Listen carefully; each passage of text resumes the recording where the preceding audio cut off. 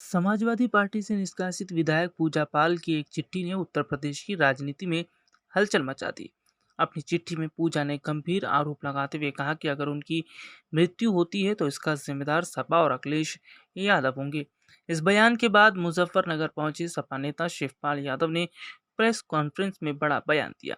सपा नेता शिवपाल यादव ने कहा कि सपा हत्या की राजनीति नहीं करता और पूजा पाल अब कभी विधायक नहीं बन पाएंगी। इसके साथ ही उन्होंने बीजेपी नेता संगीत सोम और 2027 विधानसभा चुनाव पर भी अपनी राय रखी। शिवपाल यादव ने पूजा पाल के आरोपों पर पलटवार करते हुए कहा कि वह इतने दिन चुप घर में बैठी थी, अब अचानक हत्या का डर क्यों? हत्या की राजनीति कुछ लोग करते हैं, हम नहीं।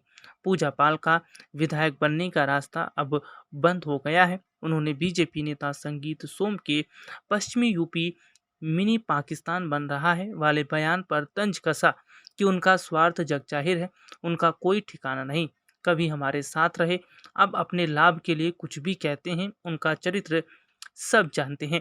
2027 की विधानसभा चुनाव को लेकर शिवपाल ने कहा कि हमें इंडिया गठबंधन के साथ मिलकर चुनाव लड़ना है। सेंट्रल पार्लियामेंट बोर्ड की बैठकें चल रही हैं, जल्द प्रत्याशियों की घोषणा होगी।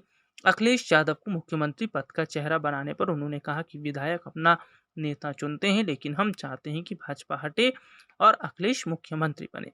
उन्होंने भाजपा पर निशाना साधते हुए कहा कि भाजपा ने देश और यूपी के लिए कोई काम नहीं किया, उनके वादे झूठे हैं, वोट चोरी और संस्थाओं पर कब्जे का आरोप सही है।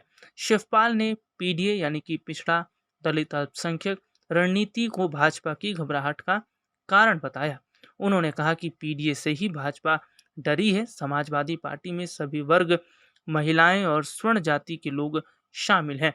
नेताजी ने सबके लिए काम किया, अब वोट चोर गद्दी छोड़ का नारा पूरे देश में गूंजेगा। पूजा पाल पर उन्होंने कहा कि उन्हें नैतिकता के आधार पर इस्तीफा देना चाहिए था, अब उनका राजनीतिक करियर खत्म हो गया। अपने दर्शकों को बता दें कि पूजा पाल के समाजवादी पार्टी से हटने के बाद कब खबरें चल रही हैं कि पूजा पाल को योगी कैबिनेट में बड़ी जगह मिल सकती है।